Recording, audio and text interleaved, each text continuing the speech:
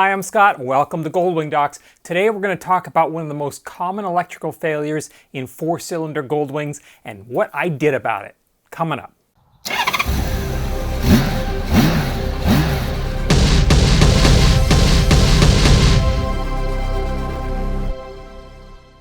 So it was about 12 years ago, and I had a 1982 GL1100 Aspencade Goldwing, and it was running great. It was a fantastic machine. Never really went wrong. I didn't have any problems with it really until one day I was riding along and it wasn't that hot out, and I looked down and my coolant temperature was off the scale. I was like, holy crap, I'm overheating. I must have lost my water pump or something. So I pulled over right away and shut down. And I thought, wait a second, but if that was the case, I would be feeling a ton of heat, or maybe the radiator would be venting, or something's not quite right. So I checked and I'm looking, I'm like, I don't see any indication that there's overheating actually going on. So I thought, okay, well, let's turn it back on and see what happens. So I did, and the temperature was completely fine. It had come down and it was back into the normal range. So I thought, okay, well, that was weird, but let me get on with my ride. So another couple days later, I'm riding my bike. Actually, I used to ride back and forth to work on it every day. And I'm looking down, and the coolant is at 0. And I also noticed the fuel gauge was at 0. I thought, okay, something's definitely going on with the gauges on this bike. I didn't think a whole lot about it. I thought, I'll have to have a look at this when I get home. I had a look at it when I got home, but by then, everything was working fine again. So I started doing some research and discovered that in the four-cylinder Goldwings, there is a special type of voltage regulator, and there's a reason for this. The four-cylinder Goldwings have a permanent magnet generator, also called a stator, instead of an alternator. What's the difference? An alternator has no permanent magnets in it. It has a field coil and then the generation coils. It also has a built-in voltage regulator. So what it does is it looks at the bus voltage of the system, of the bike, of the vehicle. So what it does is it looks at the bus voltage of the vehicle and says, well, it's below 13.8, so it will increase the voltage in the field coils. Those field coils are electromagnets, and as it increases them, it generates more voltage on the generating coil side in the stator. That way, it can actually create more voltage even when the engine is low. The difference with the four-cylinder wing is that it has stators with magnets that spin inside it, and the magnets are spun by the engine. So the faster the engine spins, the more power is created, the higher voltage. And conversely, when you're at idle, it produces almost no voltage. That's why a four-cylinder wing, if you leave it sit at idle, it will actually kill the battery because it's not generating enough power to keep the battery charged, and the bike is actually running off the battery. On the four-cylinder wings, there's a secondary voltage regulator that takes the voltage coming out of the stator, whatever it is, it's completely dependent on engine speed, and anything over 13.8, it clamps down and sends it to ground. It's called a shunt regulator. So those are the two different types of regulators. Now the difference is with the six-cylinder wings, the 1500 and the 1800, because they have alternators, that alternator can always guarantee that the system voltage is going to be a steady 13.8.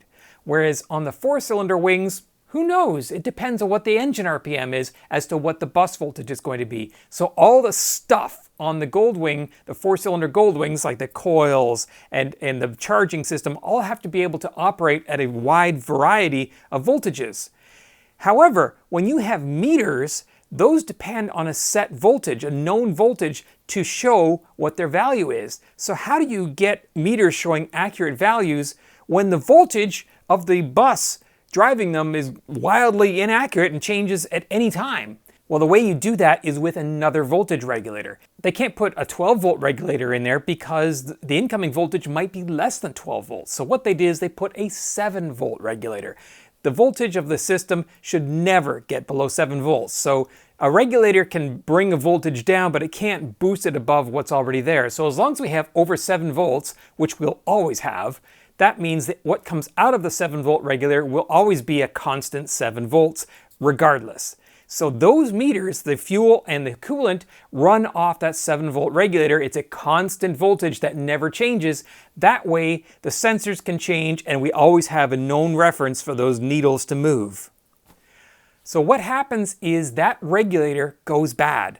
For whatever reason, Honda cheaped out on that regulator and they fail regularly. When those 7-volt regulators go, they start doing it intermittently. However, they fail in one of two ways. One is that they just turn off and you get no indication at all. The other is much worse, and they fail in a way that shunts a full 12 volts into the meters that are expecting 7 volts. And if you run the meters like that for too long, you'll actually burn out the meters, because the meters have only tiny, tiny, thin little coil wires in there. So it's really important that if you start seeing a 7-volt regulator failure, that you fix it quickly. I started looking around and there were no replacement regulators. All I could find was used regulators that were 30 years old and probably were going to fail in a few years on their own. I said, that's stupid. I know electronics. I will build my own regulator and I'll make it a heavy-duty regulator that will never fail. So that's what I did. I built my own 7-volt regulator, put it in, my meters were good to go. So I was on Goldwing docs and I said, hey, you know, I had this failure, but I built my own regulator and here's what I did.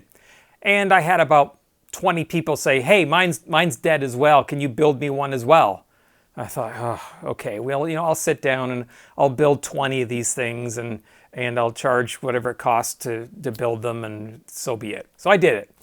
And word got out that I was building these regulators, and next thing I know, I had 100 people that wanted them and so on, and it grew and grew and grew. The end result is that I have now been selling these regulators on goldwingdocs.com for, I want to say 13 years, but it's probably more. And I have sold literally thousands of them. Regulators just like this. I make every one of these by hand. You can see it has the connectors on it so you can't connect it into the wrong place. It has a simple label. It tells you what each cable color does. And it's very simple. You take the old one out, you plug this one in, you're good to go. It also comes obviously with a set of instructions, installation instructions, says how to install it. This is actually one that will be going out today to the owner of a 1982 Aspen cage, just like mine. So what's the end result of all this? Thousands and thousands of GL1000s, 1100s, and some 1200s have my regulator in them. And as far as I know, none of them have failed. There's been a couple failures where people installed them wrong. They thought they knew better and they plugged them in the wrong way and it burned out the regulator. Don't do that. Follow the instructions. But as far as I know, my heavy-duty 7-volt regulator has been unfailing and works perfectly. There is one exception as to what needs this regulator, and that is the GL1200 with the digital dash. The digital dash has its own built-in regulator as part of the circuitry that drives it, so it does not have an external 7-volt regulator. So it does not need this. It's only if you have the physical needles of your fuel and temperature gauges. So how do you know if this is a problem for you, if you need to replace your regulator? It's pretty simple. You'll know because the fuel and temperature gauges either are showing full scale or nothing at all. The 7-volt regulator drives both of them. So if they're both full scale or both at 0 inappropriately, you can be pretty sure it's a 7-volt regulator. If only one of them is doing that, then it's not the 7-volt regulator and you probably have a sensor issue. So if you have any questions, comments, suggestions, leave them in the section below. I will put a link to the store page where you can actually buy these regulators online. You can get them on eBay as well, but you're gonna pay more because eBay charges extra fees. So if you really want one of these regulators, I suggest you go to goldwingdocs.com and get them from the source. We do support them if you have any problems getting it installed. We've got the forum, we've got lots of support to help you out, get you back on the road, and get your bike running. Thanks for watching.